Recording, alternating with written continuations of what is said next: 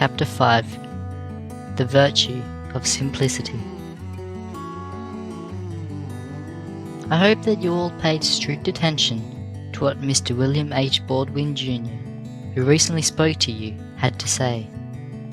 In the few words that he spoke, I think he told you the platform upon which this institution has been built.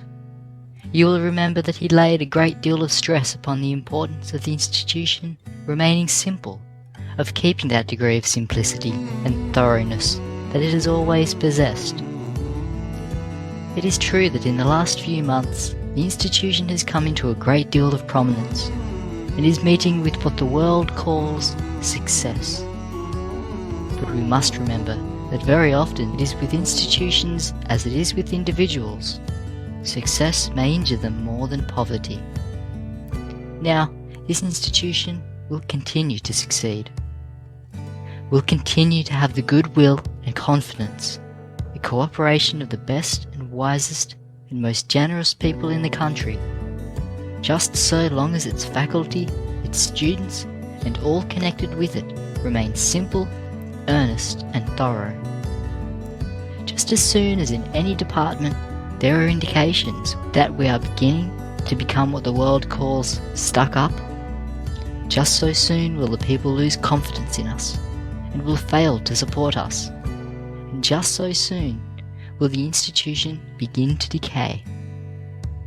We will grow in buildings, in industries, in apparatus, in the number of teachers and of students, and in the confidence of the people, just in proportion as we do what the institution has set out to do, that is, teach young men and women how to live simple, plain, and honourable lives by learning how to do something uncommonly well. When I speak of humbleness and simplicity, I do not mean that it is necessary for us to lose sight of what the world calls manhood and womanhood, that it is necessary to be cringing and unmanly. But you will find in the long run that the people who have the greatest influence in the world are the humble and simple ones. Now we must not only remain humble, but we must be very sure that whatever is done in every department of the school is thoroughly done. Any institution runs a great risk when it begins to grow larger in numbers or larger in any respect. It can succeed then only in proportion as those who have responsibilities are conscientious in the highest degree. We can succeed in putting up good buildings only in proportion as everyone performs well his part in the erection of each building.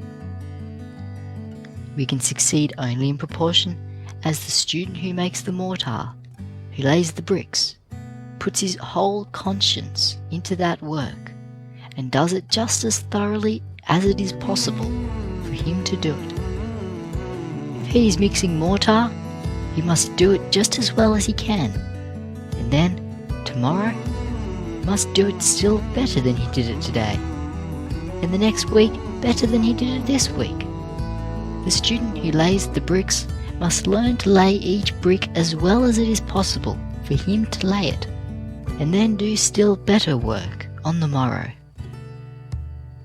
We must remember, too, that we have a certain amount of responsibility to care for our buildings, and that a great deal of interest should be taken not only in putting up all our buildings thoroughly, but in looking out for their preservation as well. We must see to it that the buildings which the students have worked so hard to erect, and which generous friends have so kindly enabled us to secure, are not marred in any way. You must make new students know that this property is yours, and that every building here is yours.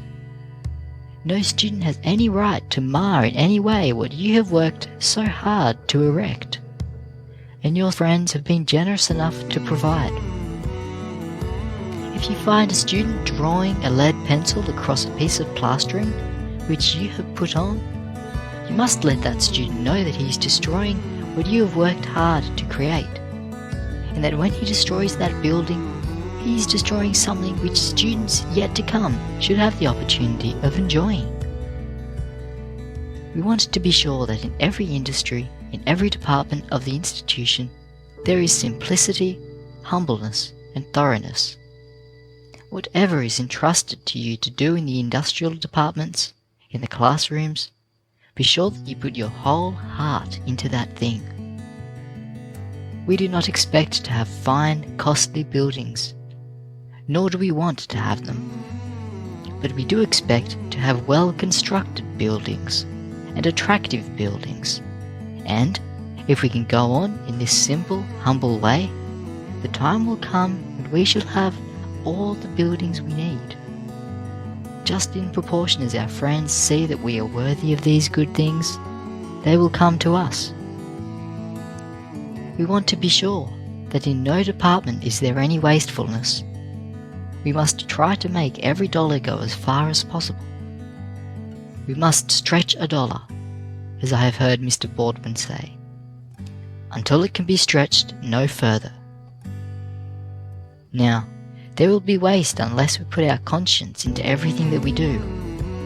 There will be waste in the boarding department, in the academic department, in the industrial department, in the religious department, in all the departments about us, unless we put our conscience into everything that we do. Let us be sure that not a single dollar that is given to us is wasted, because the same people who give to us are called upon almost every day in the week, each year, to give for hundreds of purposes, and they have to choose which they will support. They must decide whether they want to give to this cause or to that cause, and they will give to us if we make them feel that we are more worthy than other similar institutions. We want also to be sure that we remain simple in our dress and in all our outward appearance. I do not like to see a young man who is poor and whose tuition is being paid by someone and who has no books, sometimes has no socks, sometimes has no decent shoes, wearing a white, stiff, shining collar, which he is sent away to be laundered. I do not like to ask people to give money for such a young man as that. It is much better for a young man to learn to launder his collars himself than to pretend to the world that he is what he is not. When you send a collar to the city laundry, it indicates that you have a bank account. It indicates that you have money ahead and can afford that luxury. Now, I do not believe that you can afford it, and that kind of pretense and that kind of acting do not pay. Get right down to business, and, as I have said, if we cannot do up your collars well enough here to suit you, why, get some soap and water and starch and an iron and learn to launder your own collars, and keep on laundering them until you can do them better than anybody else. I am not trying to discourage you about wearing nice collars. I like to see every collar shine. I like to see every collar as bright as possible. I like to see you wear good, attractive collars. I do not, however, want you to get the idea that collars make the man. You quite often see fine cuffs and collars when there is no real man there. You want to be sure to get the man first. Be sure that the man is there. And if he is, the collars and the cuffs will come in due time. If there is no man there, we may put on all the collars and cuffs we can get, and we shall find that they will not make the man. When you have finished school, after you have gone out and established yourselves in some kind of business, after you have learned to save money and have gotten a good bank account ahead, if you are aware the laundering is not sufficiently well done to suit you, why, perhaps you can afford to send your collars 40 or 50 miles away. But as I see you young men, I do not believe you can afford it. And if you can afford it, why, I should like to have you pay that money for a part of your tuition, which we now have to get someone else to pay for you. You want to be very sure, too, that as you go out into the world, you go out not ashamed to work, not ashamed to put in practice what you have learned here. As I come into contact with our graduates, I am very glad to be able to say that in almost no instance have I found a student who has been at Tuskegee long enough to learn the ways of the institution, or a graduate who has been ashamed to use his hands. Now that reputation we want to keep up. We want to be sure that such a reputation as this follows every student who goes out. And then be very sure that you are simple in your words and your language. Write your letters in the simplest and plainest manner possible. Who of you did not understand what was said by Mr. John D. Rockefeller Jr. when he spoke from this platform a few evenings ago? Was there a single word or a single reference or figure of speech that he used that you did not understand the full force of, or did not appreciate? Here is a man whose father is perhaps the richest man in the world, and yet there was no tomfoolery about his speech.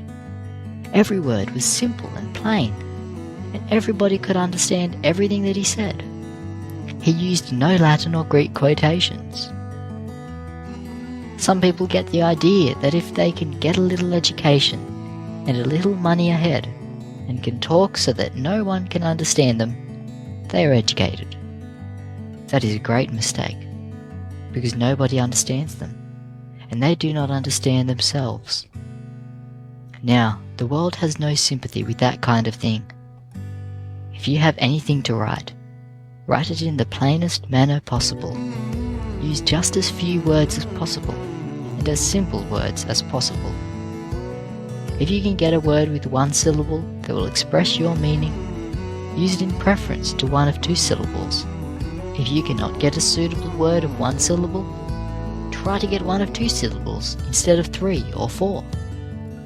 At any rate, make your words just as short as possible, and your sentences as short and simple as you can make them. There is great power in simplicity. Simplicity of speech. Simplicity of life in every form. The world has no patience with people who are superficial, who are trying to show off, who are trying to be what the world knows they are not. You know, you sometimes get frightened and discouraged about the laws that some of the states are inclined to pass, and that some of them are passing. But there is no state, there is no municipality, there is no power on earth that can neutralize the influence of a high, pure, simple and useful life.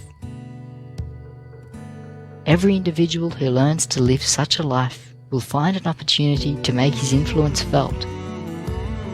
No one can in any way permanently hold back a race of people who are getting those elements of strength which the world recognizes, which the world has always recognized, and which it always will recognize as indicating the highest type of manhood and womanhood. There is nothing then to be discouraged about. We are going forward, and we shall keep going forward if we do not let these difficulties which sometimes occur discourage us. You will find that every man and every woman who is worthy to be respected and praised and recognized will be respected and praised and recognized. End of Chapter 5.